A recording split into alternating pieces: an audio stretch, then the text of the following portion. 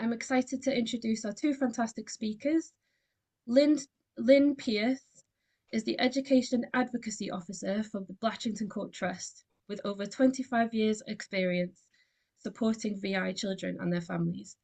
And Laura Hughes, the CEO of More Vision, brings both professional and personal experience tonight as a parent of VI young adults. Together, they're going to walk us through their presentation and we'll finish with a Q&A. So feel free to submit questions in the chat, keeping the discussion respectful and supportive. This session is being recorded and will be accessible on our website afterwards, along with additional resources. And from there, you can also download tonight's presentation and follow along yourself. So now I'm going to hand things over to Lynn to get us started.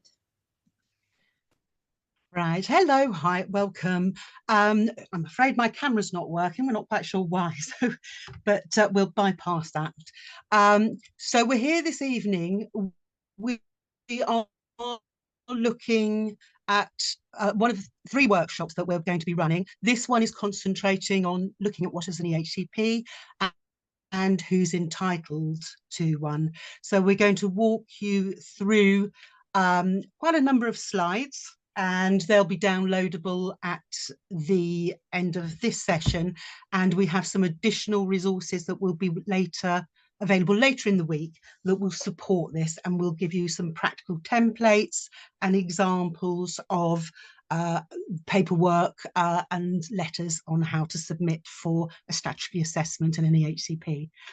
So Laura's going to do the slides for me because we've got some technical issues. I can't see any of the slides at the moment until Laura moves them on. So the session outcomes we're hoping to achieve today, we'd like you to understand the difference between a school-based plan, understand what SEN is and what an education and healthcare plan is. We want you to have the confidence to explain how your child meets the criteria for a statutory assessment, and what that process is and how to apply for a plan, and ultimately know the next steps if you're refused an assessment or an EHCP. So next slide, Laura, please. Thank you. So we will be plenty of talking from us, I'm afraid.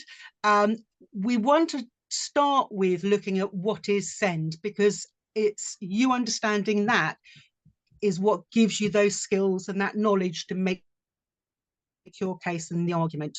We'll talk through that process and some of the key things to include and what those mythbusters are, because so many parents that we come across, we hear all of the reasons why they might be told they can't go forward to get a statutory assessment or why they might not get a plan.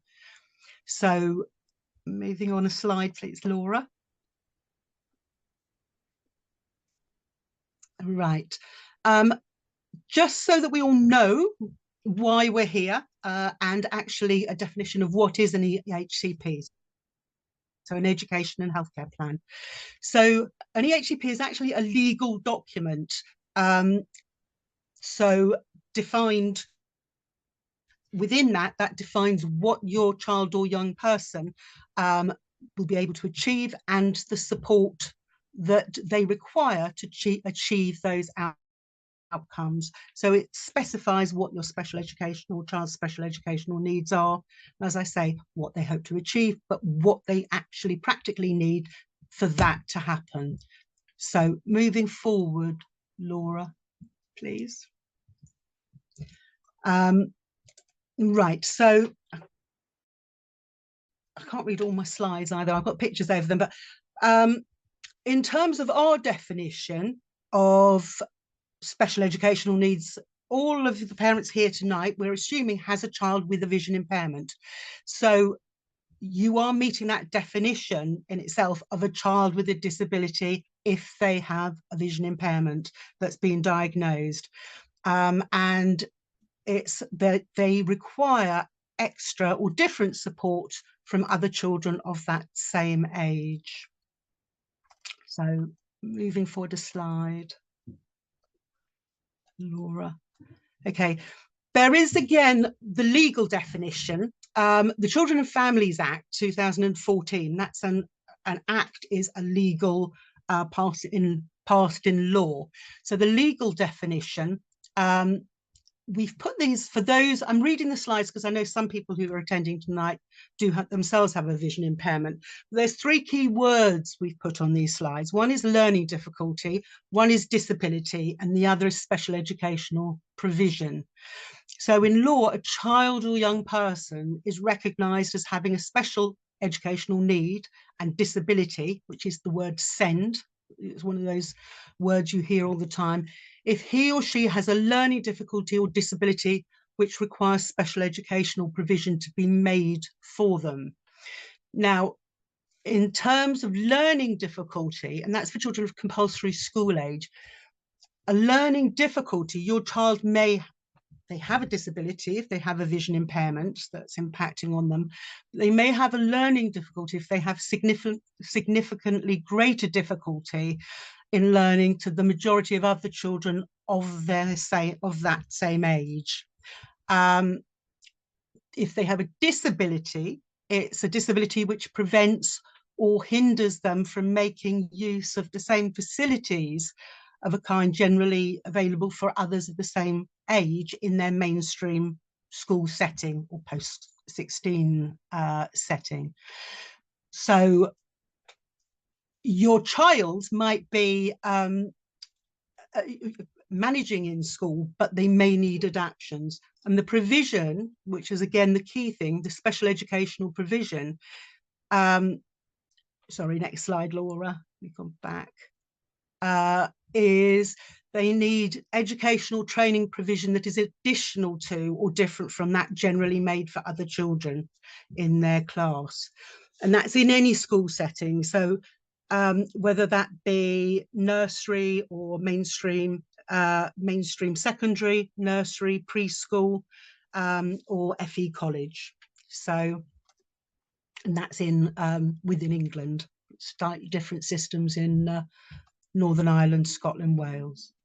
So they're the definitions according to the Children and Families Act.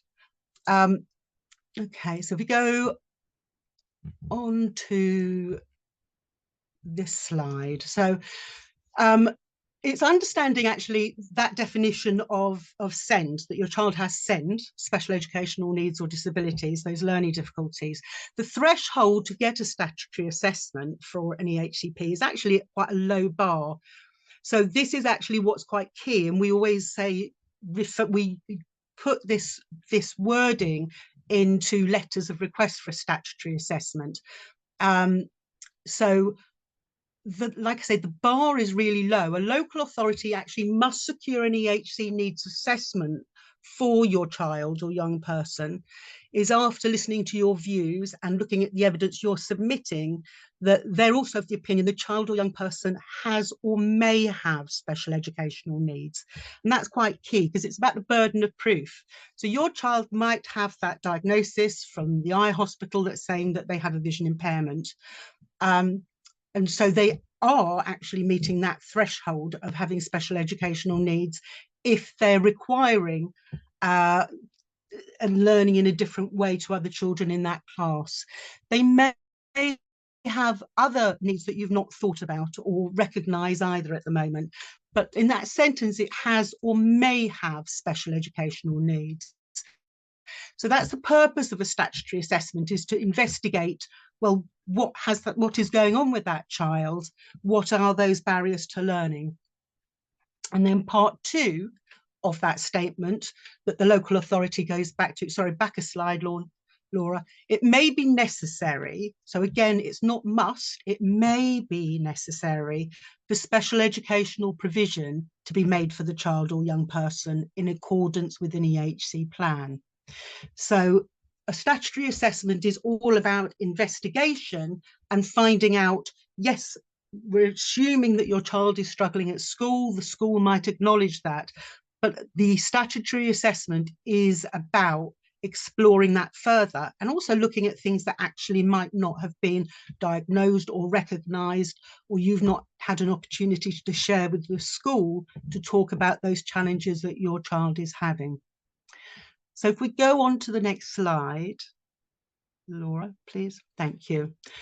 So in terms of, again, I say about this special educational needs categories, your child, if they have a vision impairment, would be deemed as having a sensory or a physical need. So the local authority and the law puts things into four groups, four typical groups, and they're labeled communication and interaction, cognition and learning, social, emotional, and mental health difficulties, and sensory or physical needs.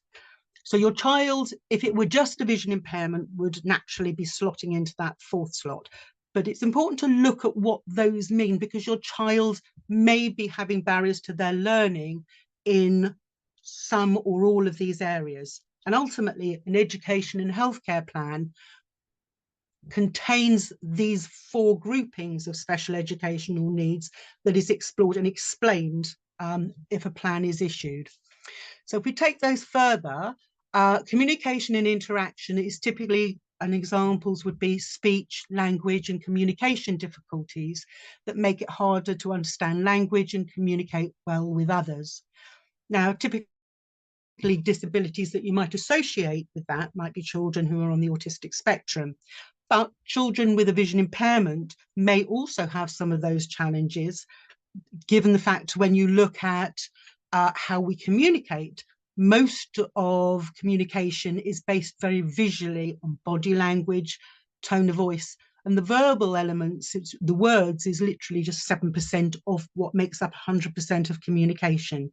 So it's something to think about when you're looking and understanding your child, and you're looking at what evidence you want to, or concerns you might want to raise with your school or with the local authority when you're seeking for a statutory assessment. So the next one is cognition and learning. And that's, for example, learning more slowly than other children of the same age. Now, your child might have cognitively the same ability to get the same qualifications as their peers. You know, they may go on to get GCSEs or A levels, go on to university.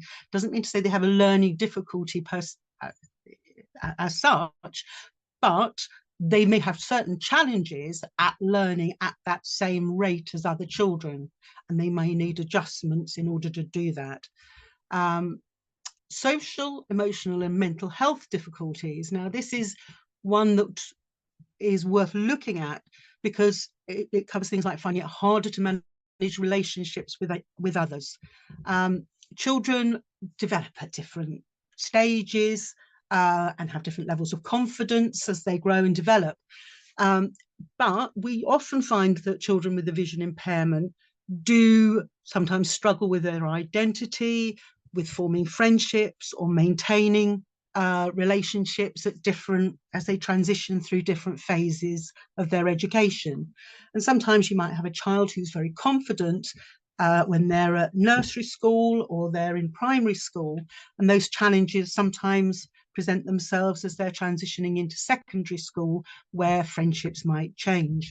So those areas, their social ability to integrate and their emotional resilience may change. So again, that's something that we always say holistically, look at the needs of your child. And then sensory or physical needs covers things like visual impairment, hearing impairment, or physical needs that require ongoing support and equipment.